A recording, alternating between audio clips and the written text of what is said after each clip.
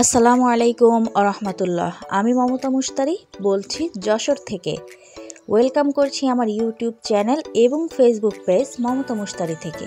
কেমন আছেন আপনারা সবাই? কাছে দূরে দেশ দেশের বাহিরে যে যেখান থেকে আমার ভিডিও দেখছেন, আশা করছি আল্লাহর রহমতে সবাই ভালো আছেন। আমরাও ভালো আছি আলহামদুলিল্লাহ।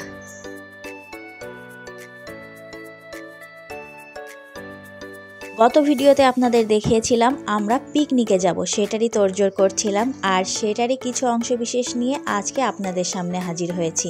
আশা করছি ভিডিওটি আপনাদের ভালো লাগবে। ভিডিওটি ভালো লেগে থাকলে আপনি যদি ইউটিউব চ্যানেল থেকে দেখে থাকেন বা ফেসবুক পেজ, ভিডিওটি ভালো লেগে থাকলে ভিডিওটিকে একটি লাইক দিতে ভুলে যাবেন না। আর আপনি যদি এই ধরনের ভিডিও দেখতে পছন্দ করে থাকেন, চাইলে চ্যানেলটি সাবস্ক্রাইব করার পাশাপাশি ফেসবুক পেজটাও ফলো দিয়ে রাখতে পারেন। এই ব্যাগটাতে পুটলি বাবার জন্য ফ্লাক্স, দুধের বোতল, দুধের পট এগুলো নিব। ফ্লাক্সটা খুব সাবধানতার সাথে নিতে হবে, এই জন্য এই ব্যাগের ভিতরে আমি আর কিছু ক্যারি করছি না, শুধু ফ্লাক্সটাই ঢুকাবো আর কিছু পানির বোতল।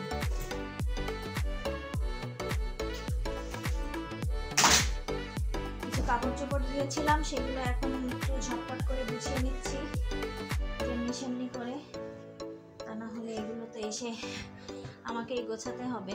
আমি অনেক হাঁপাচ্ছি, সেই দুপুর থেকে এসে এক মিনিটও জিরাতে পারিনি, যার জন্য এটা হয়েছে।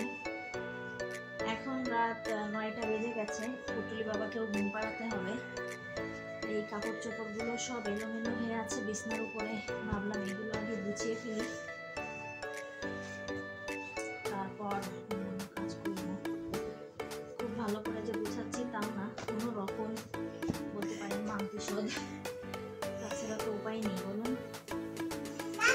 ব্যাগগুলো এখানে রেখেছি, ওরা ঘুমাতে যাওয়ার আগে জুতাগুলো সব সুন্দর মতো সাজিয়ে রেখে গেছে।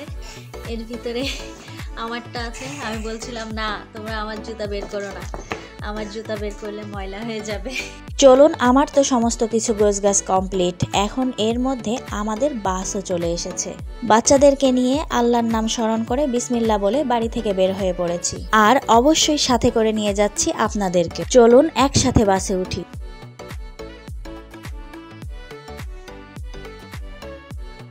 বাসে উঠে সমস্ত পরিচিত অপরিচিত মুখের সাথে আলাপ পরিচয় পর্ব শেষ করে সুন্দর মতো বসে পড়েছি। আমাদের বাসটা যশোর থেকে ছেড়ে যাচ্ছে রাত 1:53। আমরা যাচ্ছি নাটোর লালপুর গ্রিন ভ্যালি পার্কের উদ্দেশ্যে।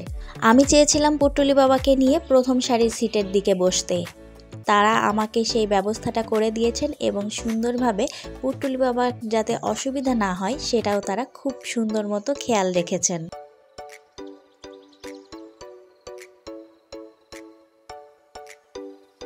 রাতের ভিউ দেখানোর মতো তো কিছু নেই, চারিদিকে শুধু ঘুটঘুটে অন্ধকার আর রাস্তার ল্যাম্পপোস্টের আলো, এই তো। তারপরও প্রতিটা জেলার রাতের সৌন্দর্য আলাদা আলাদা হয়, যেটা আমি নিজে এক্সপ্লোর করেছি, ভিডিওতে ক্যাপচার করা সম্ভব হয়নি। যশোর থেকে ঝিনাইদহ, ঝিনাইদহ থেকে কুষ্টিয়া, তারপর পাবনা, সেখান থেকে নাটোর।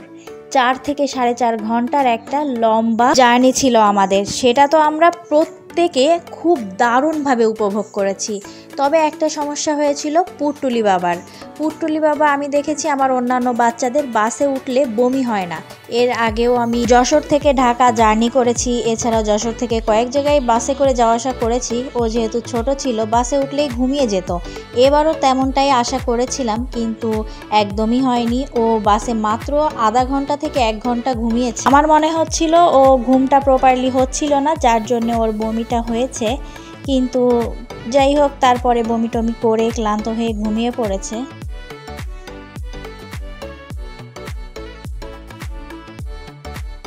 এখন ঘড়িতে সময় রাত 3:13। আমরা ঝিনাইদহ শহর পার করে কুষ্টিয়ার শহরের অভিমুখে দাঁড়িয়ে আছি। এখানে আমাদের একটা ছোট্ট ব্রেক দেওয়া হয়েছে, তো বাচ্চারা ওর বাবার সাথে গিয়েছে পাশের একটা টং দোকানে, ওখানে চা চিপস এগুলো কিনতে। তো আমি যেহেতু পর্যাপ্ত পরিমাণ ব্যাগে করে শুকনা খাবার নিয়ে এসেছি, বাচ্চাদের মন বলে কথা, ওদের তো আর সেগুলো পছন্দ নয়। তো আমরা ব্রেক ট্রেক শেষ করে আমরা রওনা দিয়ে দিলাম আবারও কুষ্টিয়া শহরের উদ্দেশ্যে। আমাদের বাস দিক দিগন্ত জুড়ে ছুটে চলেছে। এরপর আপনাদেরকে নিয়ে ফিরে আসছি লালন শাহ সেতুতে।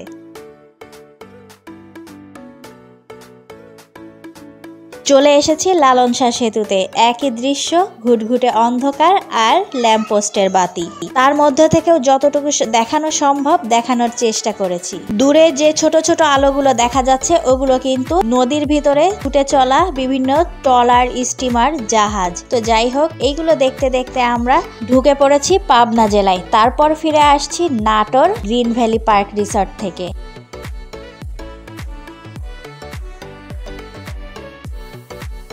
শুভ সকাল সবাইকে। আমরা এখন অবস্থান করছি Natore Lalpur green valley park রিসর্টের পার্কিং এরিয়াতে। আমরা চলে এসেছি ভোর 5:45টার সময়। এখানে এসে তো দেখি কি তীব্র ঠান্ডা, আর এত বেশি ঠান্ডা যেটা সহ্য করার মতো নাই। যশোর থেকে আমরা 26 ডিগ্রিতে বাইরে এসেছিলাম, আর এখানে এসে দেখি 16 ডিগ্রি চলতেছে। কি অবস্থাটা বুঝতে পারছেন? পুটুলি বাবা তো বমি টমি করে সেই যে ঘুমিয়েছে, আর বাচ্চারা একটু বাইরে গিয়েছিল, সেখান থেকে এই ভিডিও ফুটেজটুকু ধারণ করেছে। টিম থেকে আমাদের সকালে নাস্তাটাও দিয়েছে একটা মধুবন, একটা কলা আর একটা সিদ্ধ। নাস্তা পানি করছিলাম আর চারদিকে একটু চোখ বুলিয়ে নিচ্ছিলাম। দেখছিলাম আমাদেরও আগে প্রায় 50-60টা বাস এসে দাঁড়িয়ে আছে। তারা মনে করুন আনুমানিক মাঝরাতে এসেছে। এখানকার সিস্টেম হচ্ছে আপনি যত রাতেই আসেন না কেন, যখনই আসেন না কেন, সকাল 9টার আগে তারা গেট খোলেন না। এজন্য 9টা পর্যন্ত অপেক্ষা করতে হলো। পরেক্ষণে জানলাম 9টা না 8টার সময় গেট খুলবেন। আমাদের টিকিট কেটে আমরা এখন এগিয়ে চলেছি গ্রিন ভ্যালি পার্ক রিসর্টের ভিতরের সাইডে। চলুন আপনাদেরকে সাথে নিয়ে একসাথে পার্কে ঢুকি। দেখেছেন কি পরিমাণ মানুষ এসেছে এত সকালেও? সকাল 7টার মধ্যেই মনে করুন যারা দূর দূরান্ত থেকে আসে তারা এসে উপস্থিত হয়ে যায়। প্রত্যেকেই জানে অনেক আগে না গেলে পার্কিং লটে জায়গা পাওয়া যায় না।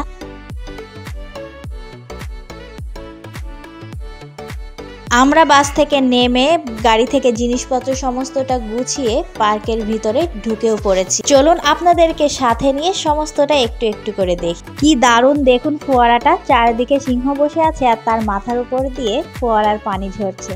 চলুন আগে টেন্ট হাউসের দিকে যাই। সেখানে গিয়ে ঘাড়ের ব্যাগপত্রগুলো রাখতে হবে, তা না হলে বাচ্চাটা একটু আরাম করে হাঁটতে পারছে না। টেন্ট হাউস খুঁজতে খুঁজতে রাস্তার পাশ দিয়ে যখন হেঁটে যাচ্ছিলাম, কি দারুণ লাগছিল। এই যে তীব্র ঠান্ডায় আর এই সকালের মিষ্টি রোদ, হাঁটতে বেশ ভালোই লাগছিল। এখানে আবার পথ নির্দেশনা দেওয়া আছে, কোথায় যেতে হবে। ও বাবা, দেখুন এখানে একটা কি সুন্দর পুকুর বলবো না খাল বলবো, যাই হোক সেটা খুঁজতে খুঁজতে আমরা টেন্ট হাউসের সামনে চলে আসলাম। ও মা, এসে দেখি টেন্ট হাউস তো নয়, একটা সামিয়ানা দেওয়া, সেটাই আমাদের টেন্ট হাউস। যাই হোক, এই ফুলগুলো দেখুন একবার, কি অসাধারণ করে ডেকোরেশন করা হয়েছে। এটা কিন্তু জীবন্ত গাছ।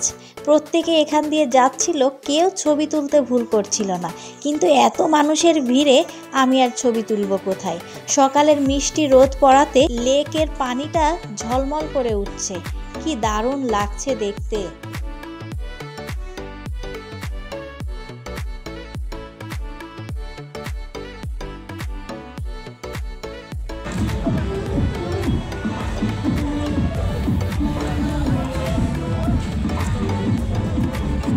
টেন্ট হাউসে এসে পুটুলি বাবাকে সুন্দর মতো ফ্রেশ করে কাপড় চেঞ্জ করে দিয়েছি, আর এখন দেখতেই তো পেলেন ও এখন ফুল এনার্জিতে আছে।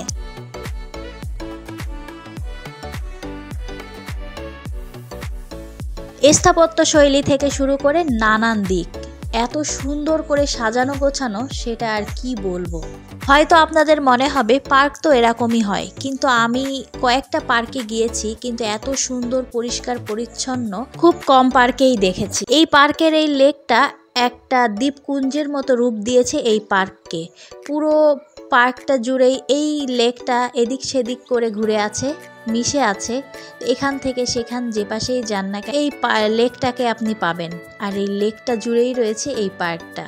খুব অসাধারণ দেখতে। আজকের ভিডিও এ পর্যন্তই। আগামী দিনে দেখাবো আমরা কি রাইড চড়লাম আর পার্কের ভিতরে আরও বাকি আনুষ্ঠানিকতা। তো আজকের ভিডিও এখানেই শেষ করছি। দেখা হচ্ছে আগামীতে নতুন ভিডিওর সাথে। সে পর্যন্ত সবাই ভালো থাকবেন, সুস্থ থাকবেন, আমাদের জন্য দোয়া করবেন। আল্লাহ হাফেজ, আসসালামু আলাইকুম।